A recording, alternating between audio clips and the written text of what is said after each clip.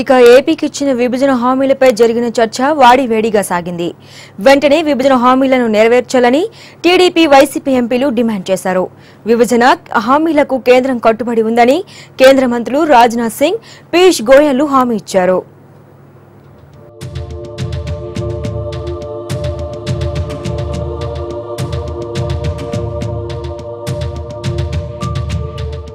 విభజన హామీల విషయంలో ఏపీకి అన్యాయం జరిగిందని రాజ్యసభ సభ్యుడు సుజనా చౌదరి పార్లమెంటులో గలమెత్తారు.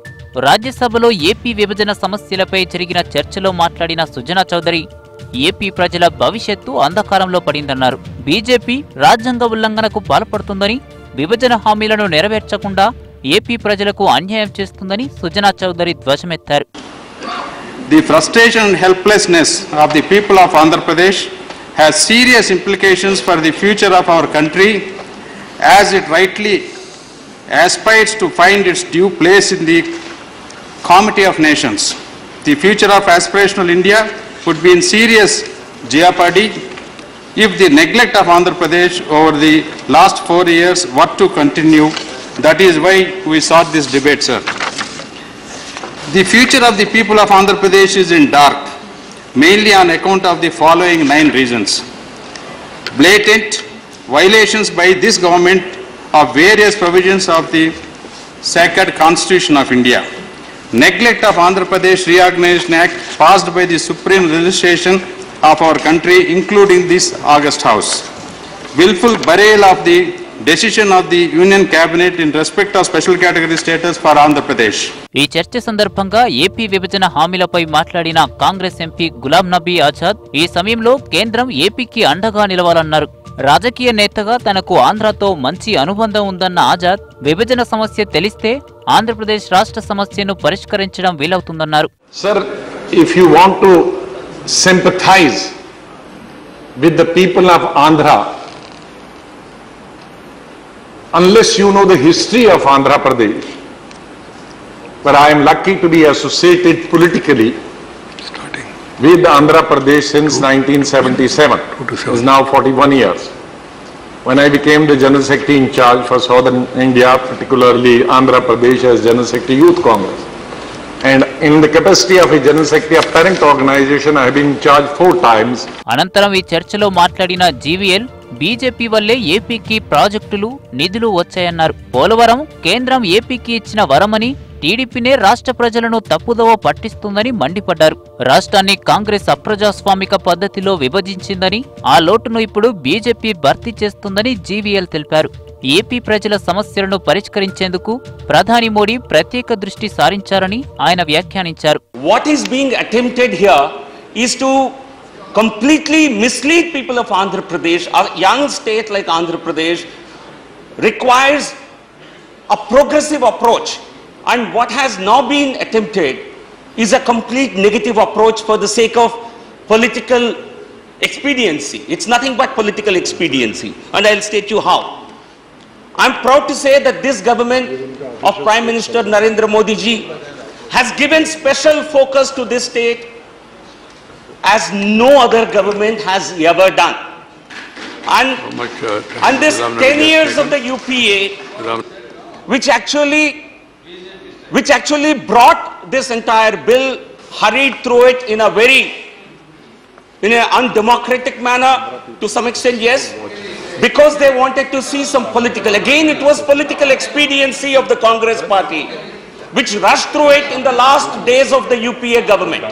సభలో ఆవేశంగా మాట్లాడిన జీవీఎల్ టీడీపీ ప్రభుత్వంపై నిప్పులు చెరిగారు. హోదా వద్దని ప్యాకేజ్ ని తీసుకుంటామని చెప్పిన చంద్రబాబు ఇప్పుడు మళ్లీ హోదా కావాలని అడగడం ఎంతవరకు సమంజసమని మండిపడ్డారు.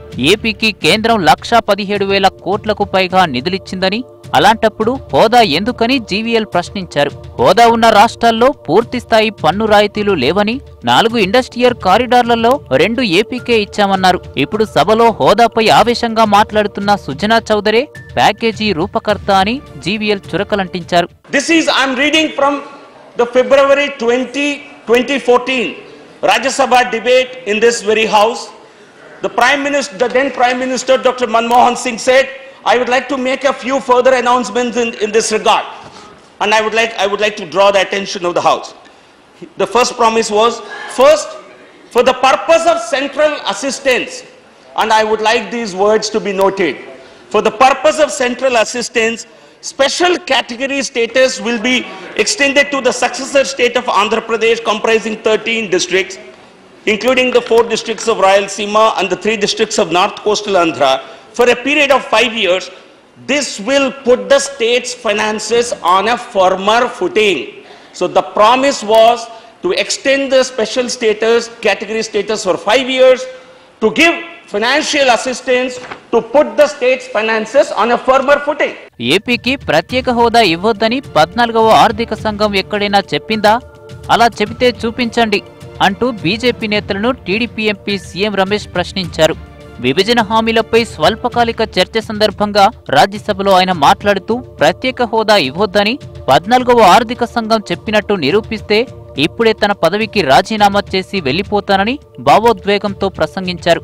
ఏపీకి ప్రత్యేక హోదాకు సమానంగా ప్రయోజనాలు అందిస్తామంటేనే ప్యాకేజ్కి ఒప్పుకున్నామని అన్నారు. సభలో అసత్య ప్రచారాలు చేయడం తగదని బీజేపీ నేతలపై ఆయన విరుచుకుపడ్డారు. ఇంతకుముందు మాట్లాడినప్పుడు ప్రకాష్ జయదేకర్ గారు యూనివర్సిటీల గురించి చెప్పారు. యూనివర్సిటీలు యాక్ట్లో పెట్టాలి. ఎప్పుడైతే బైఫర్కేషన్ చేశారో మొత్తం ఇన్స్టిట్యూట్స్ అన్ని హైదరాబాద్ లో ఉన్నాయి. ఆంధ్రప్రదేశ్ లో ఇన్స్టిట్యూట్ ఒక్కటి కూడా లేవు. హైదరాబాద్ లో దాదాపు 50 ఇన్స్టిట్యూట్లు ఉన్నాయి, ఆంధ్రప్రదేశ్ లో లేవు. ఈ రాష్ట్రం కొత్తది, అక్కడ విద్యార్థి చదువుకోవాలంటే ఇన్స్టిట్యూట్స్ కావాలని అప్పటి గవర్నమెంట్ పెట్టితే ఆ ఇన్స్టిట్యూట్స్ కు 12,000 కోట్ల రూపాయల విలువైన స్థలం ఆంధ్రప్రదేశ్ ప్రభుత్వం ఇచ్చింది. ప్రత్యేక హోదా ఏపీ ప్రజలకు జీవన్మరణ సమస్య అని విజయసాయిరెడ్డి అన్నారు. ఏపీ విభజన హామీలపై జరిగిన చర్చలో విజయసాయిరెడ్డి మాట్లాడుతూ హోదా కోసం వైసీపీ 4 ఏళ్లుగా పోరాడుతుందని అన్నారు. ప్రత్యేక హోదాపై మోసంలో మొదటి ముద్దాయి బీజేపీ, రెండవ ముద్దాయి టీడీపీనని విజయసాయి మండిపడ్డారు. For permitting me to speak on this very important subject, special category status for the residuary state of Andhra Pradesh. Praise here, Mr. Vijay It is a life and death for AP, Andhra Pradesh, since special category status has been denied by Government of India headed by Bharatiya Janata Party. Sir, it is only YSRCP which has been YSR Congress Party which has been fighting continuously for the last 4 years since the state has been bifurcated for the special category status for the residuary state of Andhra Pradesh. ప్రజాస్వామ్యానికి దేవాలయమైన పార్లమెంటులో చేసిన చట్టాలను అమలు చేయకపోవడం దారుణమని రాజ్యసభ సభ్యుడు KVP Ramachandra Rao అన్నారు. చట్టాలను నీరుగారుస్తూ parliament వ్యవస్థపై నమ్మకం పోయేలా ఎన్డీఏ ప్రభుత్వం వ్యవహరిస్తుందని ఆయన మండిపడ్డారు. చేసిన చట్టాలను అమలు చేయకపోతే పార్లమెంటు వ్యవస్థ, ప్రజా ప్రతినిధులపై ప్రజలకు గౌరవం ఎలా ఉంటుందని ప్రశ్నించారు. సార్, గత 4 సంవత్సరాలుగా ఆంధ్రప్రదేశ్ ప్రజలు మాకు అవి కావాలి ఇవి కావాలి అనే గొంతముక్కరు కోవటం లేదు. కేవలం విభజన బిల్లు పార్లమెంట్లో పాస్ చేసేటప్పుడు అప్పటి అధికార ప్రతిపక్షాల ఉమ్మడి సమితితో చట్టంలో పొందుపడుతున్నవి పార్లమెంట్ సాక్షిగా ఇచ్చిన హామీలను మాత్రమే అమలు చేయాలని కోరుతున్నారు.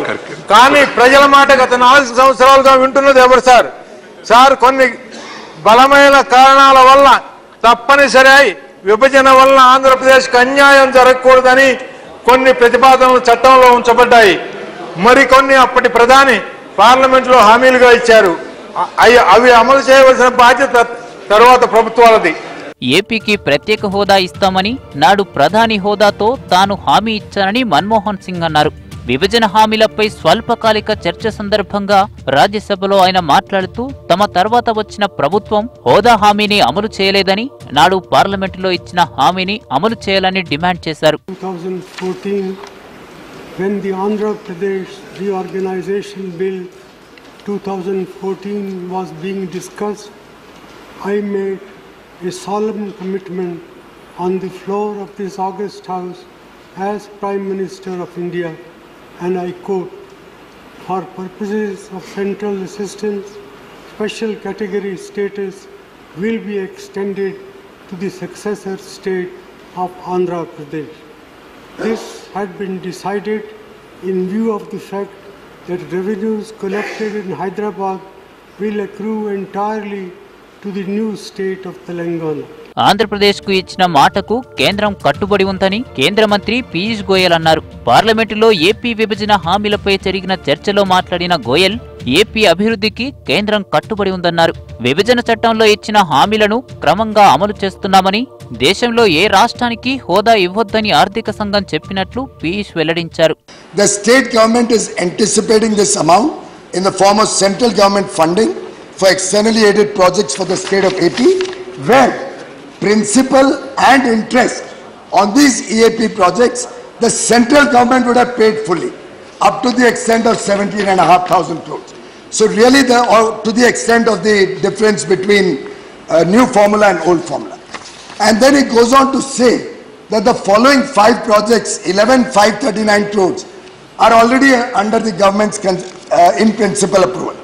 He further says we propose to give the further list of projects of 21,000 crores. And in the end he requests us to appreciate our proposal and support the same. Government of India fully supported it. రాష్ట్ర విభజనకు సంబంధించి ప్రధాని మోడీ నాటి ప్రధాని మన్మోహన్ సింగ్ ఇచ్చిన హామీలను తప్పకుండా అమలు చేస్తామని కేంద్ర హోంశాఖ మంత్రి రాజ్నాథ్ సింగ్ అన్నారు. ఏపీ సీఎం చంద్రబాబు ఆమోదం తీసుకున్న తర్వాతే ప్రత్యేక ప్యాకేజీకి తుది రూపు ఇచ్చామని అన్నారు. ప్రత్యేక హోదా ద్వారా కన్నా ప్యాకేజీ ద్వారా ఎక్కువ లాభం చేకూరుతుందని చంద్రబాబు గతంలో చెప్పిన విషయాన్ని ఈ సందర్భంగా ఆయన ప్రస్తావించారు. लिंचिंग की घटनाएं जैसा मैंने पहले भी कहा था, आज फिर से अपनी बात को दोहराना चाहता हूं कि केवल 2-4 वर्षों से अथवा 5 वर्षों से ये प्रारंभ नहीं हुई हैं, बल्कि वर्षों से इस प्रकार की लिंचिंग की घटनाएं इस देश में चल रही है। और एक नो कॉन्फिडेंस मोशन पर अपने विचार व्यक्त करते हुए मैंने यह भी कहा था कि सबसे बड़ी लिंचिंग की घटना यदि कभी इस देश में घटित हुई है तो 1984 में घटित हुई है। ये भी मैंने, लेकिन मेरा ये कहना है कि लिंचिंग की घटनाओं को कोइंसाइड नहीं किया जाना चाहिए। भारत सरकार ने भी इसे बहुत ही गंभीरतापूर्वक लिया है।